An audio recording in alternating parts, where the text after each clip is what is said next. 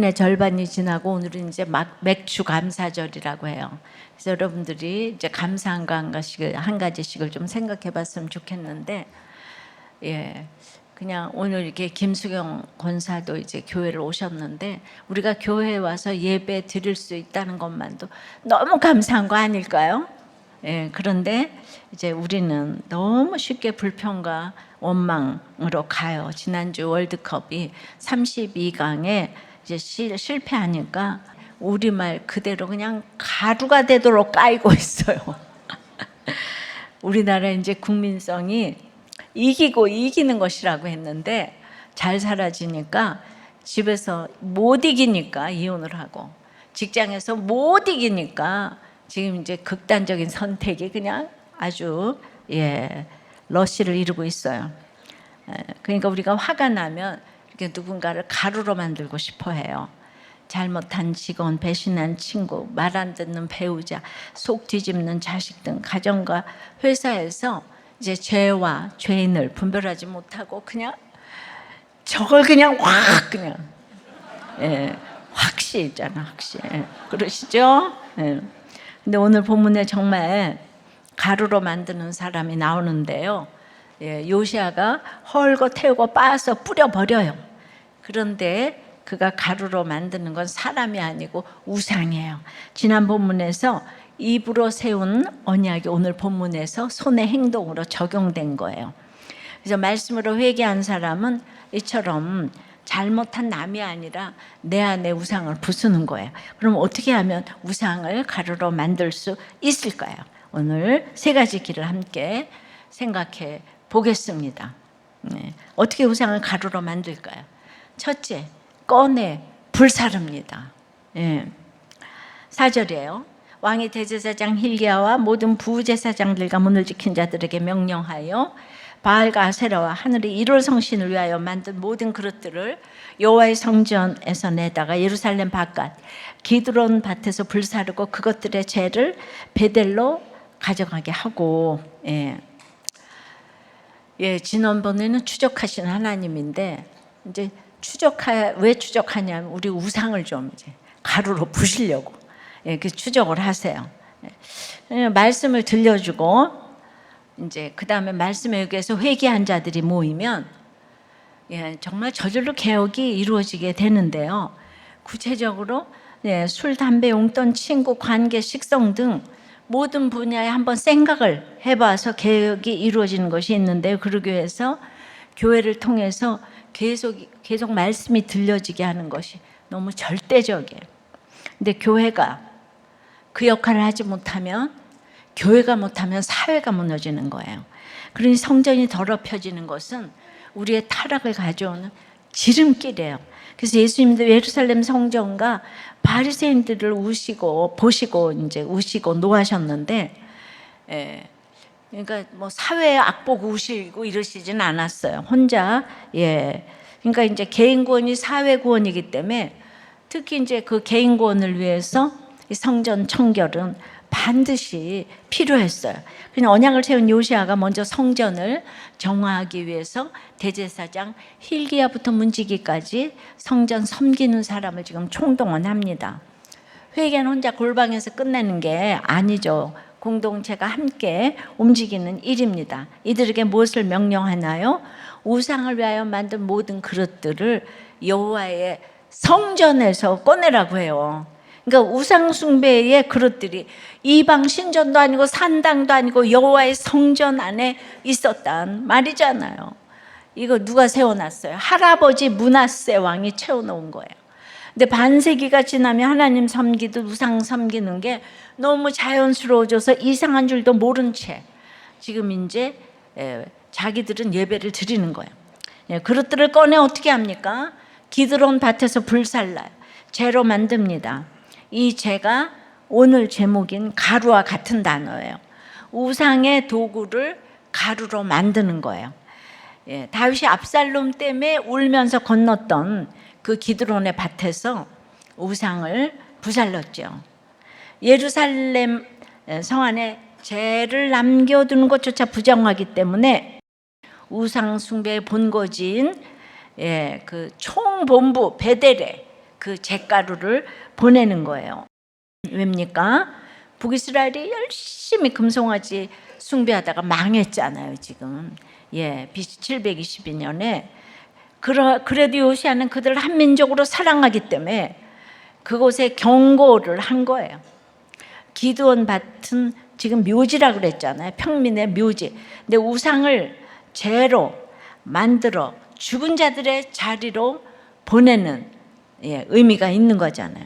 그러니까 생명을 준다던 우상이 사실은 지금 죽음을 가져오고 있어요. 그릇만 꺼낸 게 아니죠. 5절입니다.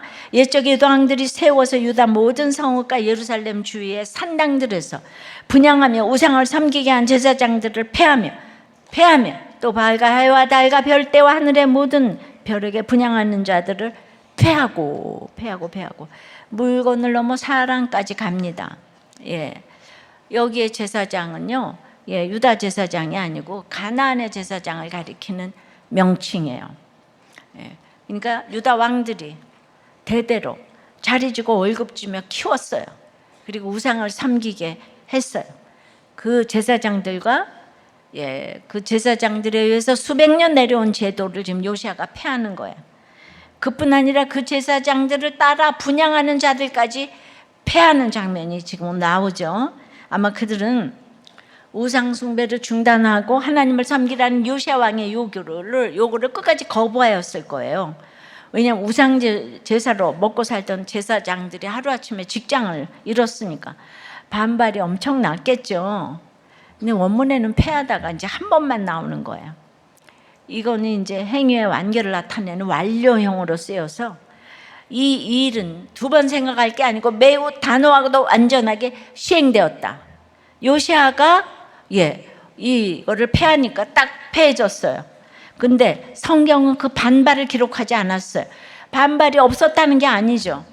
근데 이 언약 공동체가 흔들리지 않아서 반발을 잠재울 수 있었다는 거예요.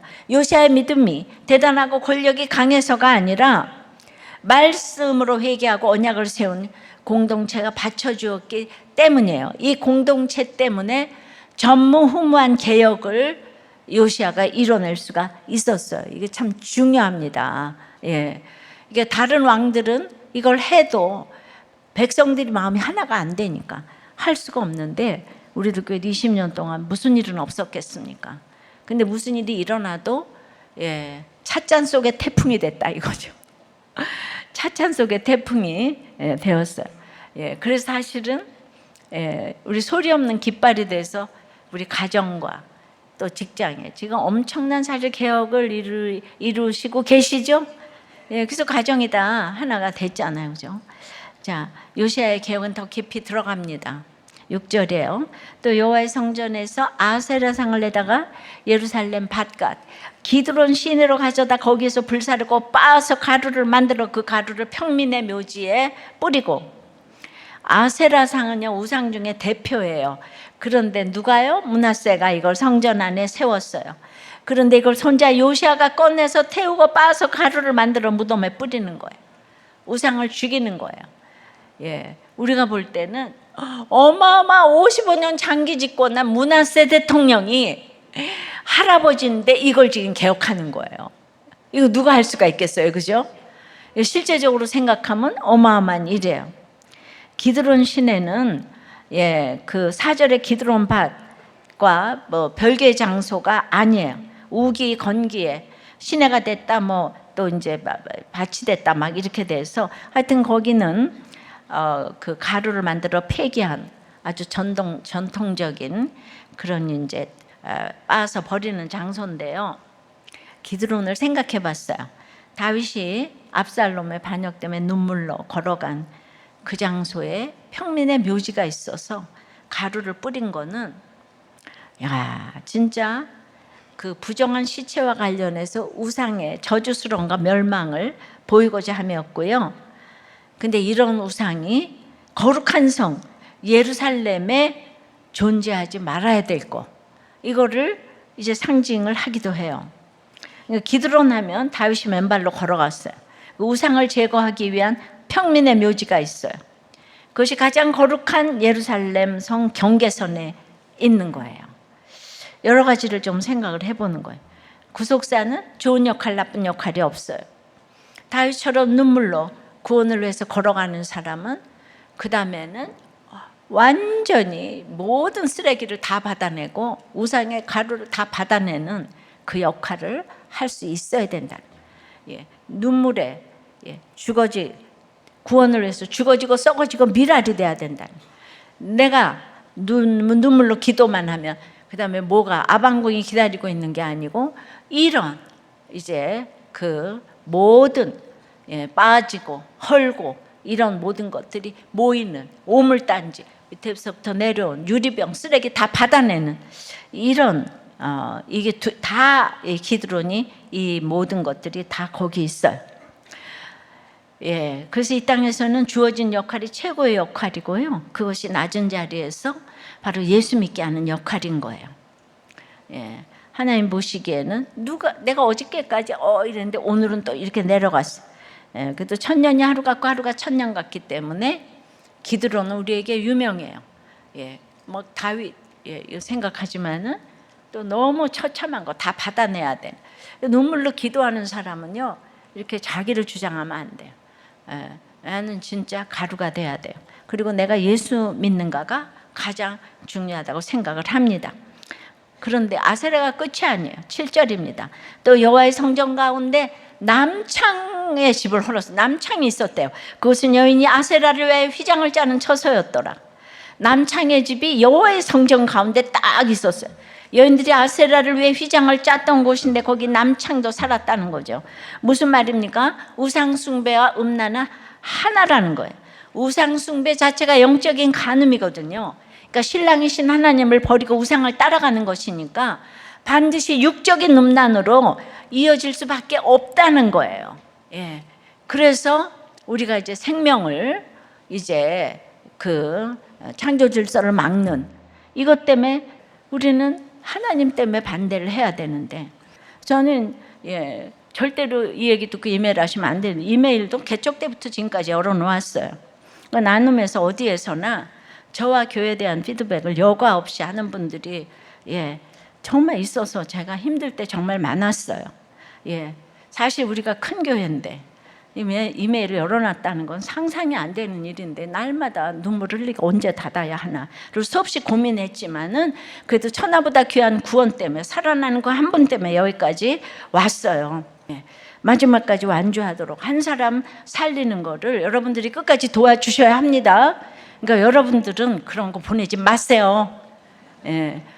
아니 생각을 해보세요. 제가 비서도 없잖아요. 비서도 없고 기사도 없어요. 누구 보고 대신 하라 그럴 수 있는 게 아니에요.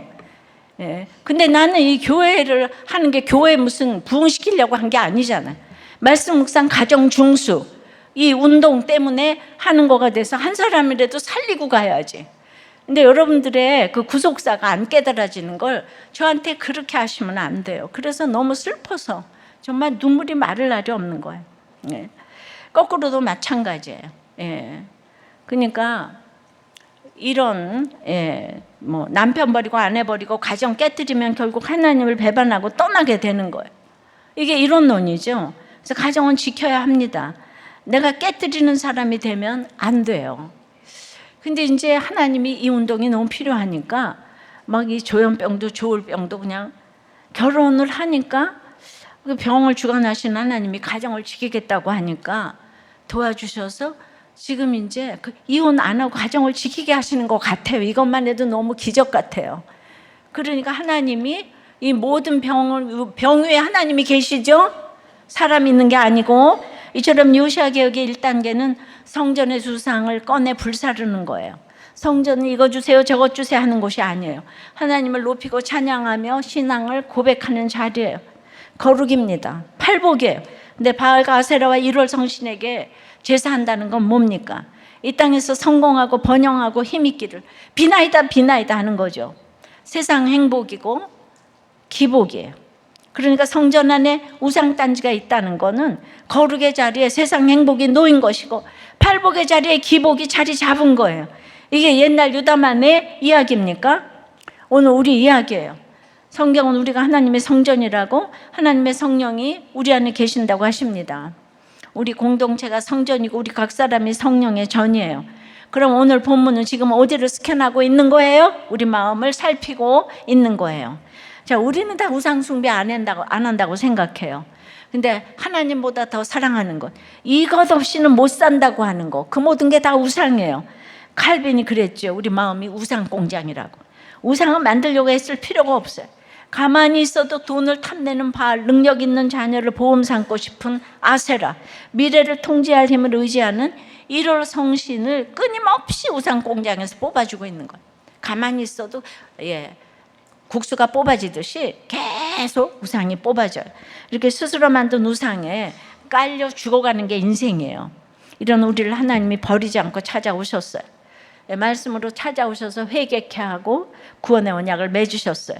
그래서 예수 믿은 순간부터 천국 갈 때까지 성도의 삶은 종교 개혁이에요. 그 첫 단추가 우상을 마음에서 꺼내 불태우는 것이라 말입니다. 그러면 꺼낸다는 게 뭐예요? 꺼내는 게 오픈하는 거죠. 우상은 안에 숨겨두면 절대 안 죽어요. 죄는 공동체 안에서 오픈할 때 힘을 잃어요. 그게 목장에서 하는 오픈이죠. 내 우상을 내 입으로 꺼내놓는 순간 우상은 이미 타기 시작한 거예요. 불사르는 것은 다시는 쓰지 못하게 없애는 거예요. 우상은 재활용하는 게 아니에요. 아깝다고 보관해도 안 돼요. 반쯤 태운 우상은 반드시 다시 살아나거든요. 완전히 끊어내야 합니다. 그런데 우리에겐 이렇게 태울 불이 없어요. 갈멜산에서 바알 제사장 450명이 빌고 빌어도 불이 내려오지 않았어요. 그러나 엘리야 한 사람이 기도하자 하나님이 하늘에서 불을 내려 재물은 물론 나무와 돌과 흙까지 다 태우셨어요. 오늘 우리에게도 이 불이 필요합니다. 성령의 불이 임하셔서 우리 마음속 우상들을 태워 주셔야 하겠습니다. 우리 마음에 더럽고 악한 우상들, 탐욕과 정욕과 교만과 미움과 불안의 중독까지 모두 태워 주시옵소서. 성령의 불을 내려 주시옵소서. 아멘. 적용 질문이에요. 너무 가지고 싶어 달아오르는 건 뭐예요? 아직 꺼내지 못해 오픈하지 못하는 내 안의 욕심은 무엇입니까? 이번 주 목장에서 오픈할 수 있습니까? 성령의 불로 태워주시기를 간구하겠습니까? 기도원처럼 구원의 역할은 좋은 역할, 나쁜 역할이 없어요. 그냥 예수 믿는 거 그 자체가 목적이 돼야 되는. 여러분 지금 무슨 역할을 하고 있다고 생각을 합니까? 정말 짧은 인생에 그냥 예수 믿으면 그게 가장 좋은 역할인 줄 믿습니다.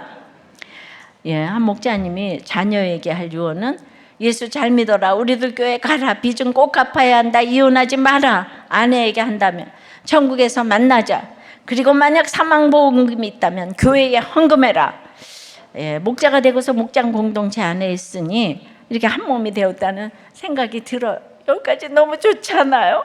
근데 지난번 주차부에서 있었던 일을 오픈하셨는데 아파트 사시는 어떤 여성분인데 주차 정리를 왜 안 하냐고 잘하라고 해서 그럼 와서 직접 하세요 이러니까 그분이 이 원수 같은 교회 안 온다고 하셔서 제가 쫓아가서 왜 욕을 하냐고, 그러니까 남편분까지 내려서 욕을 하면서 서로 고성을 지르고 싸웠다는 거 아니에요?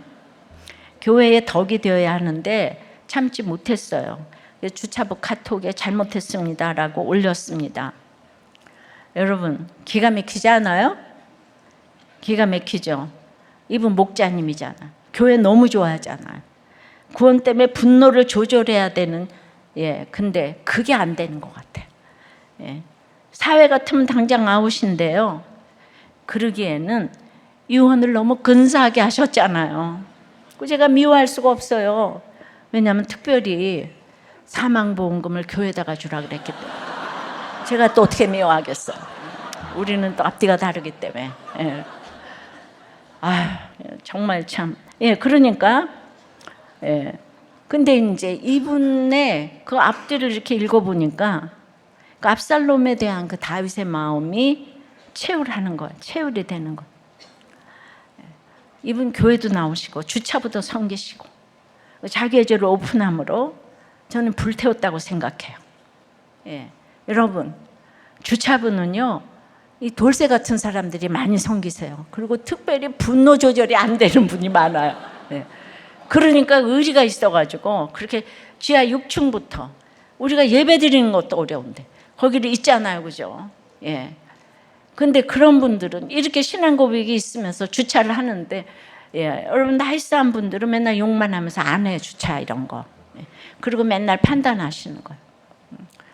그러니까 옳고 그름으로 판단할 수가 없다는 거예요. 근데 이런 분들이 너무 많다는 거예요. 예, 분노 조절이 안 되는 분들이 너무 많아요. 예. 그런데 이런 나눔을 이렇게 하고 이 주차 카톡비 이걸 올렸다가 나눔을 하는데 제가 눈물이 다 나는 거예요. 아, 그래도 이렇게 교회 오는 게 어디예요, 그죠? 예. 그래서 내가 그 여성분은 누군지 모르겠지만 모르니까 내가 이 주차부 집사 편을 들어야지 어떡하겠어요. 그 여성분 만나면 또 제가 그때는 이 주차부 집사를 욕을 하고 그 편을 들어드릴게요. 제가 굉장히 이 카멜레온 같아서 이랬다 저랬다 한답니다. 몰랐죠. 예. 그러니까 다들 마음은 원이로되 이렇게 분노가 조절이 안 되는 분들은 약을 좀 드시면 예, 굉장히 도움을 많이 받거든요. 근데 진짜 눈물 나지 않아요? 이렇게 교회를 사랑하는데 3초를 못 참는 거예요, 그죠? 예. 근데 또 주차하는 날마다 오시는 거야. 예. 그래서 주차부 집사님들은 다 분노 조절이 안 되는 걸 생각하고 알아서 다들 기시기를 바라요. 예. 저분 내가 못하는 걸 하는구나. 알아서 해주세요. 자, 어떻게 우상을 가루로 만들까요? 첫째, 꺼내 불사릅니다. 둘째는 더럽게 합니다. 예. 더럽게 해서 가루로 만들어요. 8절입니다. 또 유다 각 성읍에서 모든 제사장을 불러오고 또 제사장이 분향하던 산당을 게바에서부터 브엘세바까지 더럽게 하고 또 성문의 산당들을 헐어버렸으니 이 산당들은 그 성읍의 지도자 여호수아의 대문 어기 곧 성문 왼쪽에 있었더라. 지금 졸다가 제 얘기를 듣고 그 목사는 자기가 앞뒤가 다르대. 다르다 그랬어. 너 못 들었지? 너 들었지? 난 팩트를 얘기하는 거야. 이러는 분들이 또 이제 계시더라. 그 졸다가 그냥 적극적 소극적 이런 얘기를 했는데 나가서 목사가 적극지 소극지 이런 얘기를 하더라고. 예. 그러니까 이제 이게 졸리니까 내가 미리 또 연막탄을 지금 이렇게 치잖아. 많이 늘었어요 제가. 산당이 이제 개혁이 이제 성전을 나와 온 땅으로 흘러갑니다. 게바는 유다 북쪽의 끝, 브엘세바는 남쪽 끝이에요. 전국 구석구석 성문 어기까지 다 훑는 거예요. 바꿔 말하면 삶의 길목까지 산당이 그냥 길목길목에 다 서 있었다는 거예요. 산당이 뭡니까? 높은 곳에 차린 내 방식의 예배예요. 여호와를 섬긴다면서 성전이 아니라 내가 높인 자리에서 내가 편한 방식으로 드리는 예배가 산당 예배예요. 그건 요새 온라인 예배 같은 거예요. 아사도 여호사밧도 좋은 왕들이었는데 성경은 꼬리표처럼 기록해요. 산당은 없애지 아니하였더라. 요시아의 증조 할아버지 히스기야가 마침내 여러 산당들을 제거했는데 그 아들 므낫세가 도로 백했어요. 도로 세웠어요. 없애도 다시 살아나는 것, 그게 산당이에요. 좋은 게 좋은 것이라는 혼합주의 마지막 보루인 거예요. 코로나 지나면서 온라인 예배가 산당 예배가 됐어요. 기분이 나빠도 안 오고 아파도 안 오고 불편해도 안 오고 주차가 힘들어도 안 오고 이 산당 예배 진짜 상상 못할 온라인 예배가 천국은 온라인으로 못 들어간다고 얘기했죠. 천국 가려면 온라인 예배 들어가지고는 좀 곤란해요. 현장 예배 드려야 들어올 수 있다는 정갈이 왔어요. 아셨죠? 이 고생도 안 하고 천국을 어떻게 가겠어요? 그래서 요시아는 제거만 하지 않아요. 더럽혀요. 다시는 예배처럼 못 쓰게 봉인하는 거예요. 어떻게 해요? 산과 터는 태워 없앨 수가 없잖아요. 그죠? 산과 터를 어떻게 없애겠어요? 그 자리를 부정하게 만들어야 돼요. 그래서 하나님을 떠난 것으로 하나님을 거스르는 것으로 선언하는 거예요. 그래서 이곳을 14절에 그 해골로 채웠다는 것이 더럽게 한 하나의 이해가 될 수 있는데 그래서 그 너무 더러워서 다시는 거기서 예배 못 드리게 하는 거예요. 저주받은 장소라는 인식이 있어야 돼요. 그러니까 요시아의 개혁은 이렇게 너무 구체적이고 진심인 것이 느껴지고 구원은 디테일이라 그랬잖아요. 내가 좋은 게 좋은 거다 이렇게 하면 안 되는 거예요. 여기는 이렇게 저기는 저렇게 그렇게 해야 구원이 이루어집니다. 이어서 산당 제사장들에 대해서 조치를 내리는데요. 9절입니다. 산당들의 제사장들은 예루살렘 여호와의 제단에 올라가지 못하고 다만 그의 형제 중에서 무교병을 먹을 뿐이었더라.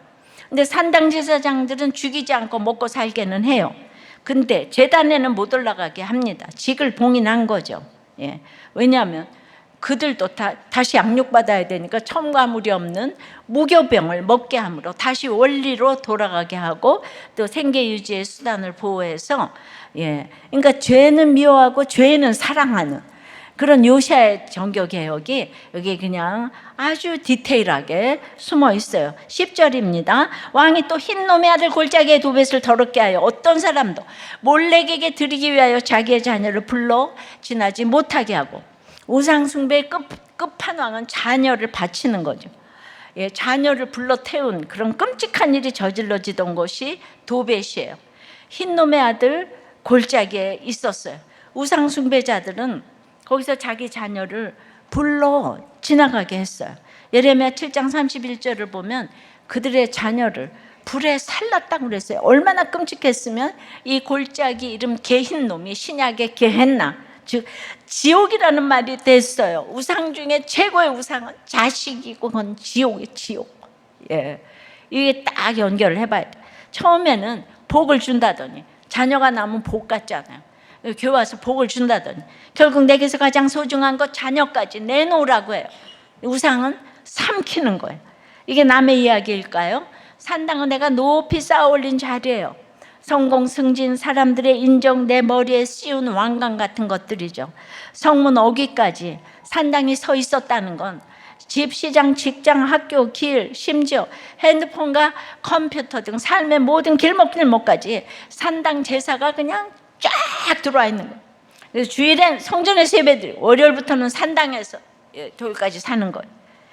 도벳은 내 체면과 성공의 제단에 자녀를 딱 올려놓는 거예요. 다 너를 위해서야.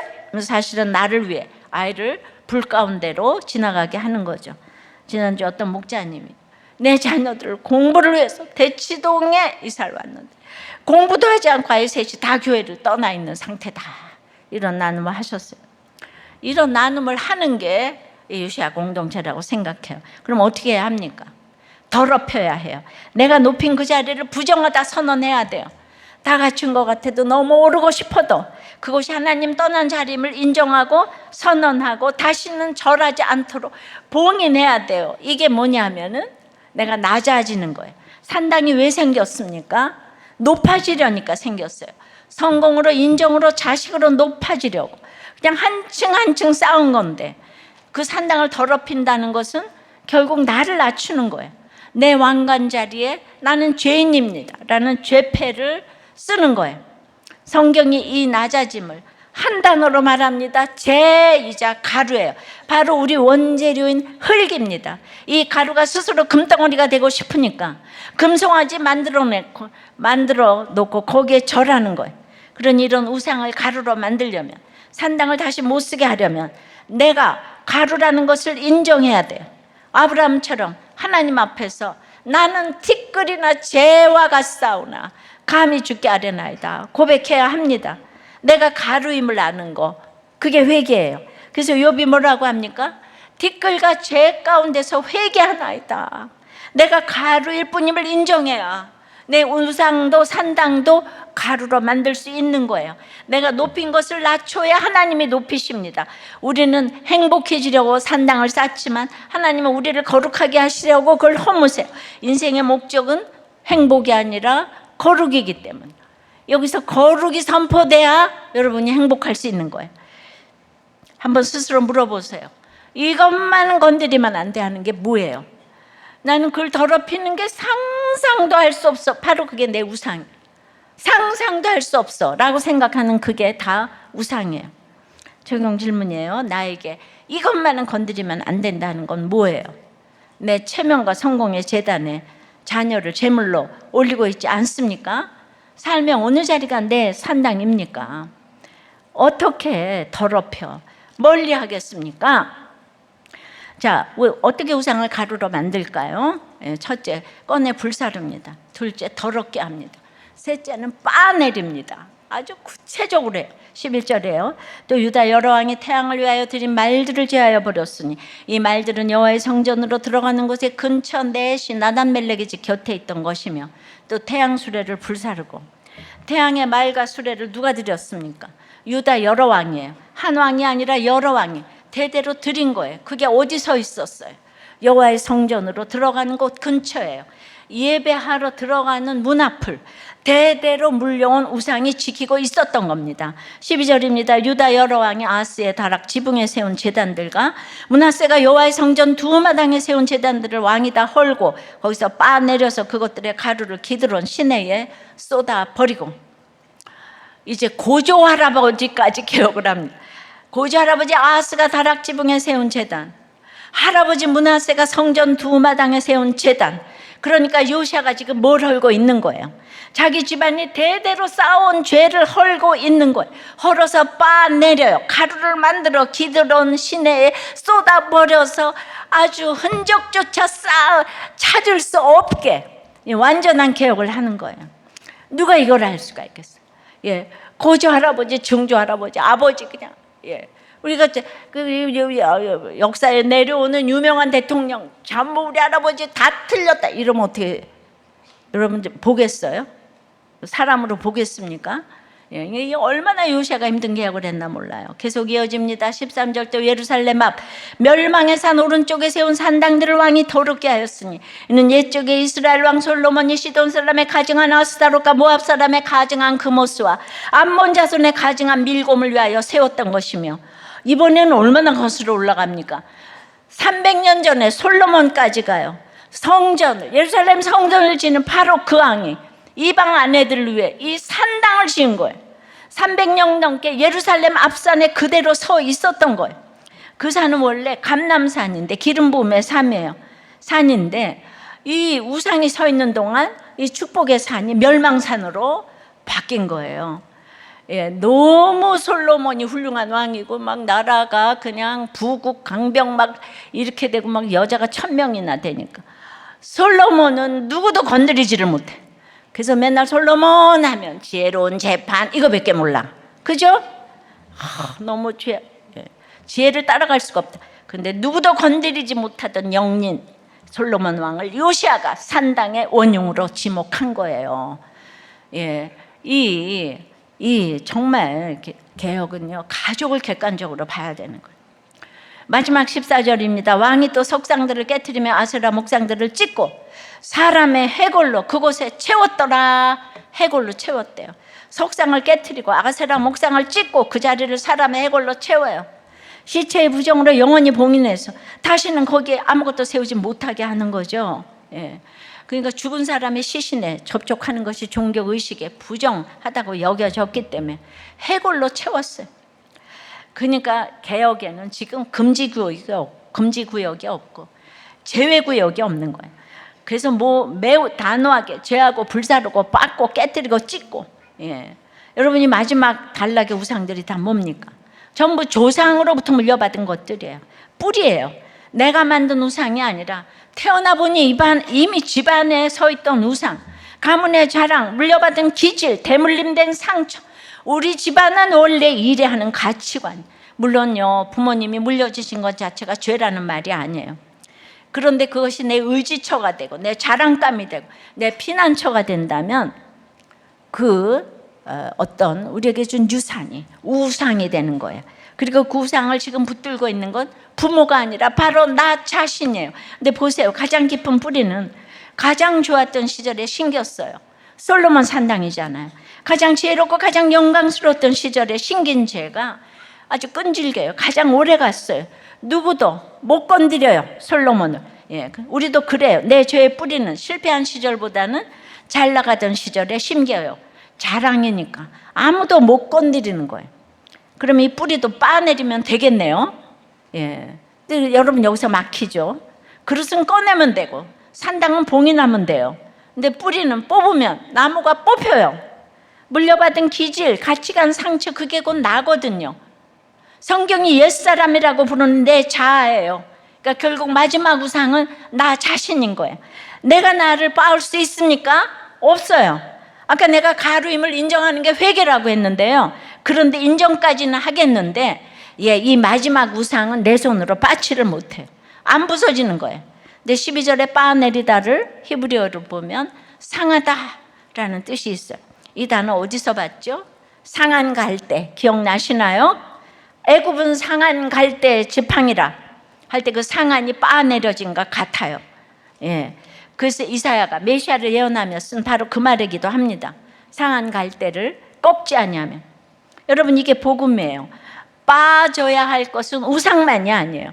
우상을 만들고 산당을 쌓은 나, 이미 밑동 잘리고 허리 꺾인 상한 갈대 같은 나예요. 근데 하나님은 상한 갈대 같은 인생은 꺾지 않으시고 우상의 제단은 부수세요. 우리 자꾸 반대로 하잖아요.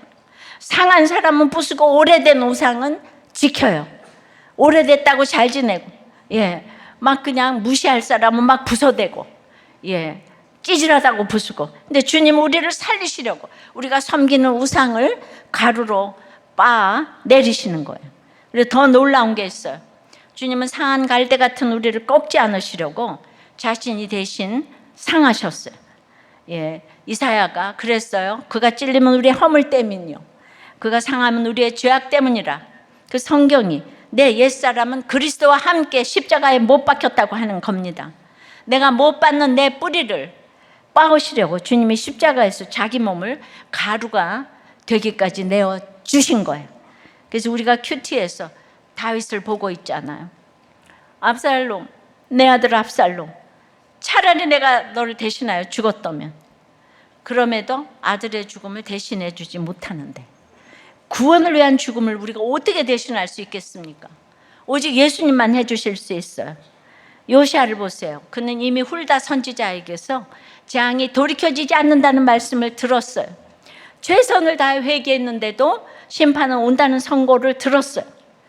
근데 요시아는 말씀을 찢지 않았어요. 사명을 내려놓지 않았어요. 하나님을 원망하지 않았어요. 아무리 이해되지 않고 절망만 되는 순간에도 하나님이 아니라 우상을 부쉈어요. 그래서 바로 내 속의 우상을 말합니다. 그러니 마지막 우상 앞에서 우리가 할 일은 하나예요. 내 힘으로 부술 수가 없어요. 내가 나를 빻을 수가 없잖아요.